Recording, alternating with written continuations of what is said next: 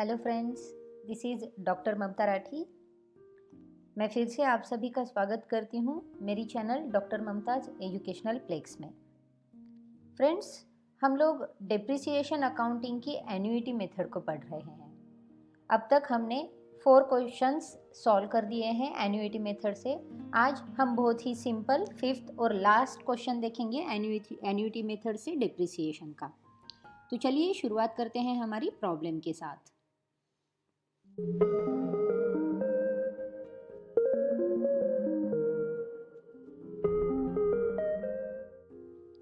Let us first read our problem carefully.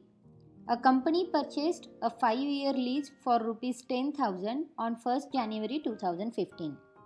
They decided to provide for depreciation on the annuity method, presuming that the interest to be 5% per annum. The annuity table shows that a sum of rupees 2309.75 should be written off every year. Show lease account for 5 years. दोस्तों, मैं फिर से repeat करना चाहूँगी कि किसी भी accounting problem की सॉल्यूशन को करने से पहले बहुत ही केयरफुली उसकी प्रॉब्लम को रीड कर लेना चाहिए, ताकि हमें उसमें दी गई इन्फॉर्मेशन पता चलती है और छुपी हुई एडजस्टमेंट्स का भी पता चलता है। अब ये बहुत ही सिंपल प्रॉब्लम मैं आपके सामने रख रही हूँ, जहाँ पर हमें दिया गया है कि हमने एक प्रॉपर्टी परचेज की है 5 ईयर्स के लिए लीज पर, और उसकी कॉस्टिंग है रुपीज़ 10,000 की। प्रॉपर्टी एक्वायर की गई है 1 जनवरी 2015 को। अब कंपनी ने डिसाइड किया है कि वो डेप्रिसिएशन प्रोवाइड करेंगे। सो एन्युइटी मेथड से डेप्रिसिएशन हम प्रोवाइड कर देंगे। और यहाँ पर जैसे बताया गया है कि presuming the rate of interest to be 5% पर एनम, यानी कि हमारी एन्युइटी पर हमें 5% का इंटरेस्ट भी देना है। तो ये इंटरेस्ट का रेट जो है वो है 5%।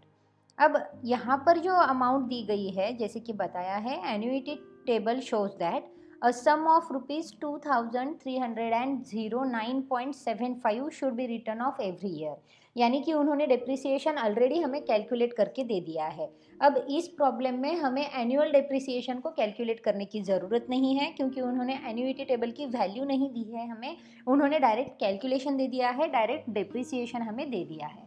तो हम भी ये डायरेक्ट डेप्रिसिएशन को यूज़ कर लेंगे और किसी भी तरह का कैलकुलेशन या वर्किंग नोट करने की हमें इस प्रॉब्लम में ज़रूरत नहीं है। हमें दिखाना है लीज अकाउंट फॉर 5 ईयर्स। तो चलिए हम लोग लीज अकाउंट को बनाते हैं। तो सबसे पहले हमें बनाना होगा फॉर्मेट लीज अकाउंट का। डेबिट साइड में डेट पर्टिकुलर्स अमाउंट और क्रेडिट साइड में अगेन डेट पर्टिकुलर्स अमाउंट। जैसे कि 1 जनवरी 2015 को हमारे ट्रांजैक्शन शुरू हो जाते हैं, क्योंकि हमारी कंपनी ने जो लीज परचेज़ की है वो 1 जनवरी 2015 को परचेज़ की है। तो चलिए शुरू करते हैं। 1 जनवरी 2015 को डेबिट साइड से बैंक अकाउंट 10,000 रुपीज़, क्योंकि जो लीज ली गई थी उसकी कॉस्टिंग थी 10,000 रुपीज़। अब यहाँ पर जो इंटरेस्ट रेट दिया गया है वो है 5%। तो ये जो 5% इंटरेस्ट है वो हमें हमारी कॉस्ट ऑफ एसेट पर देना होता है। तो हमारी कॉस्ट ऑफ एसेट है 10,000 और 5% से इंटरेस्ट हो जाएगा 500 rupees. So at the end of the year debit side में 31 दिसंबर 2015 को इंटरेस्ट दे देंगे टू इंटरेस्ट अकाउंट 500 रुपीज़। उसी के साथ at the end of the year हम डेप्रिसिएशन को भी प्रोवाइड कर देंगे, जो अमाउंट हमें प्रॉब्लम में ही दी गई है, ऑलरेडी हमें बता दी गई है। तो क्रेडिट साइड में 31 दिसंबर 2015 को बाय डेप्रिसिएशन अकाउंट 2309.75 रुपीज़। अब 2015 के सारे ट्रांजैक्शंस रिकॉर्ड हो गए हैं, तो हम अकाउंट क्लोज कर देते हैं डेबिट साइड से, क्योंकि डेबिट साइड एक्सीड कर रही है क्रेडिट साइड को। सो टोटल 10,500, और यहाँ पर जो बैलेंस कैरी डाउन आएगा उसे हम नोट कर देंगे। 31 दिसंबर 2015 को क्रेडिट साइड में by balance carry down 8,190.25 rupees. ये जो बैलेंस कैरी डाउन है इसे हम ब्रॉड फॉरवर्ड करेंगे नेक्स्ट ईयर में। तो नेक्स्ट ईयर 1 जनवरी 2016 को ये बैलेंस ब्रॉड डाउन हो जाएगा to balance brought down 8,190.25 rupees. अब ये जो है ये हमारा ओपनिंग बैलेंस हो गया 2016 का। अब इस ओपनिंग बैलेंस पर हमें 5% इंटरेस्ट देना है। तो 8190.25 पर 5% इंटरेस्ट आएगा 409.51 रुपीज़। तो at the end of the year हम इंटरेस्ट प्रोवाइड कर देंगे और डिप्रिसिएशन को भी प्रोवाइड कर देंगे। सो 31 दिसंबर 2016 को क्रेडिट साइड में बाय डिप्रिसिएशन अकाउंट 2309.75 डिप्रिसिएशन की अमाउंट हमें प्रॉब्लम में ही दी गई है, और जैसे कि हमें पता है कि डिप्रिसिएशन की अमाउंट हर साल के लिए फिक्स होती है।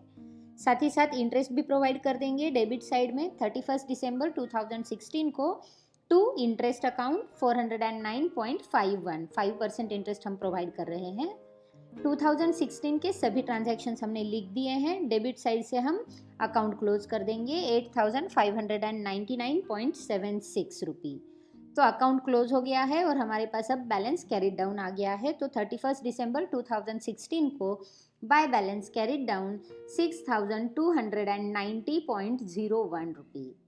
अब ये जो कैरिड डाउन बैलेंस है उसे हम ब्रॉड फॉरवर्ड कर देंगे 1 जनवरी 2017 को।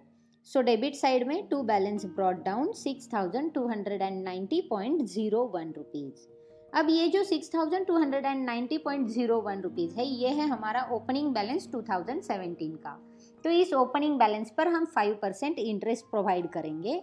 सो 31 दिसंबर 2017 को टू इंटरेस्ट अकाउंट 5% इंटरेस्ट से अमाउंट आएगी 314.50।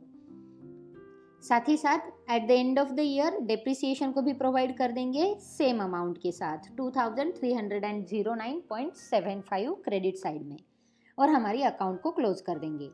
यहाँ पर भी डेबिट साइड जो है वो एक्सीड हो रही है क्रेडिट साइड से। So total of the account is 6604.51 rupees. Balance carried down आ रहा है 31 दिसंबर 2017 को क्रेडिट साइड में by balance carried down 4294.76 rupees. अब ये जो बैलेंस है उसे हम ब्रॉड फॉरवर्ड कर देते हैं 1 जनवरी 2018 को, और अमाउंट हमारी ट्रांसफ़र कर देंगे डेबिट साइड में 4294.76। अब इस अमाउंट को हमें 5% इंटरेस्ट पेड करना है क्योंकि ये है हमारी ओपनिंग बैलेंस 2018 का। सो 5% इंटरेस्ट यहाँ पर हमें देना है 31 दिसंबर 2018 को डेबिट साइड में टू इंटरेस्ट अकाउंट 5% इंटरेस्ट से अमाउंट होगी 214.74 रुपीज़। उसी के साथ at the end of the year credit side में डिप्रिसिएशन भी प्रोवाइड कर देंगे सेम अमाउंट 2309.75 से, और अकाउंट क्लोज कर देंगे। टोटल आएगा 4509.50। बैलेंस कैरिड डाउन आएगा 31 दिसंबर 2018 को 2199.75 रुपीज़। ये जो कैरिड डाउन बैलेंस है उसे हम ले चलते हैं नेक्स्ट ईयर में, और यहाँ पर लिख देते हैं टू बैलेंस ब्रॉड डाउन 2199.75। अब यहाँ पर हमारी लीज का लास्ट ईयर है। जैसे कि हमें बताया गया है कि 5 ईयर्स लीज हमें मेंटेन करना है, तो 4 ईयर्स की जो एंट्रीज है वो हमने कर ली है। ये 5th ईयर है। इस 5th ईयर में अब हमें लीज अकाउंट को क्लोज करना होगा। 5th ईयर में जब भी हम इंटरेस्ट पेड करते हैं तो इंटरेस्ट के रेट के हिसाब से पेड करने की बजाय हम इंटरेस्ट को एडजस्ट करके ये अकाउंट को क्लोज कर देते हैं। सो सबसे पहले हम लोग देते हैं depreciation last year of lease account में। सो 31 दिसंबर 2019 को बाय डिप्रिसिएशन अकाउंट 2309.75, और इसके बाद हम एडजस्ट कर देंगे हमारी इंटरेस्ट को, क्योंकि इंटरेस्ट की जो अमाउंट है वो एडजस्ट करनी होगी हमें with our last years closing balance. तो यहाँ पर हम अकाउंट क्लोज कर देते हैं। हमारी टोटल आ जाएगी 2309.75 रुपीज़, और यहाँ पर हम अमाउंट को एडजस्ट कर देंगे इंटरेस्ट की, जो है 110.00। तो इंटरेस्ट जो है उस इंटरेस्ट अमाउंट को हम यहाँ पर एडजस्ट कर देते हैं। ये जो एडजस्टमेंट होता है वो होता है अप्रोक्सीमेशन की वजह से, जो कि अनअवॉइडेबल होता है। तो इसी वजह से ये अमाउंट जो है उसे हम इंटरेस्ट में एडजस्ट कर देते हैं। तो इसी तरह से 5 ईयर्स का लीज अकाउंट हमारे पास तैयार है। अब किसी भी तरह का बैलेंस हमारी अकाउंट में नहीं दिख रहा है। हमारी अकाउंट को हमने क्लोज भी कर दिया है, और बहुत ही सिंपल तरीके से, यानी कि लीज अकाउंट में हमें at the end of the year interest को पेड करना होता है दिए गए रेट ऑफ इंटरेस्ट के साथ, और डिप्रिसिएशन को पेड करना होता है हमारे एनुअल डिप्रिसिएशन की अमाउंट के साथ, और इसी के साथ हमारा लीज अकाउंट बन के रेडी हो जाता है। तो फ्रेंड्स, मैं उम्मीद करती हूँ कि एन्युइटी मेथड से डेप्रिसिएशन अकाउंटिंग आपको समझ आ गई होगी। इसके कई तरह के प्रॉब्लम्स विथ डिफरेंट एडजस्टमेंट्स मैंने आपके सामने रखे हैं, ताकि आप इसे पढ़ सकें और इसकी स्टडी कर कर एग्ज़ाम के लिए प्रिपेयर हो सकें।